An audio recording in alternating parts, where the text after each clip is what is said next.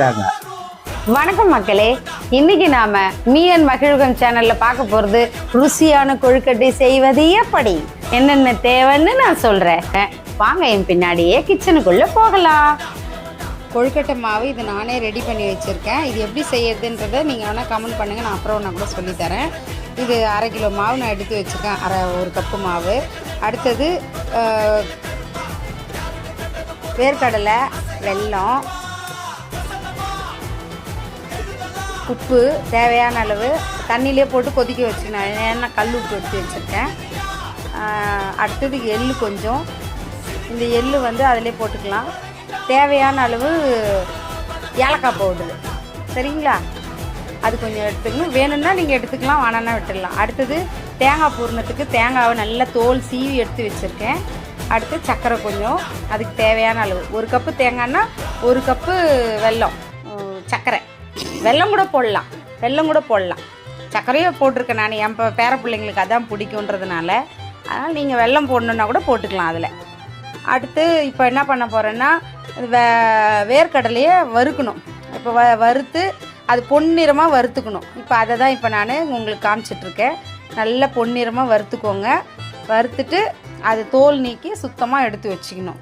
நல்லா அப்படியே வாயில் போட்டோம்னா ஒரு மாதிரி கிறிஸ்பியாக இருக்கும். கச்சுக் வச்சுக் வச்சுக் அப்படி இருக்கக்கூடாது, அதனால் கிறிஸ்பியாக இருக்கணும்.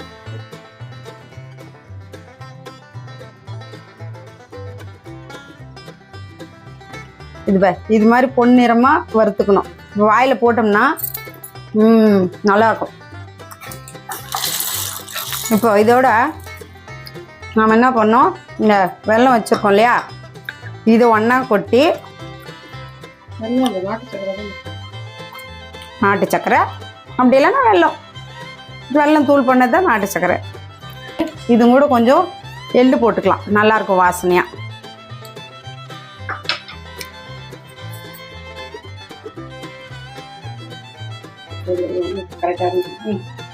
இப்போ இந்த மாதிரி ரொம்ப தூளாகவும் ஆகக்கூடாது, ரொம்ப பருப்பாகவும் இருக்கக்கூடாது. இந்த மாதிரி திட்டமாக ஓரளவு நம்ம பொடியாக்கி வச்சுக்கணும். இதை தனியாக, ஓகேவா? வேர்க்கடலை பூரணம் முடிஞ்சிருச்சு. அடுத்து இப்போ நாம் பார்க்க போகிறது தேங்காய் பூரணம்.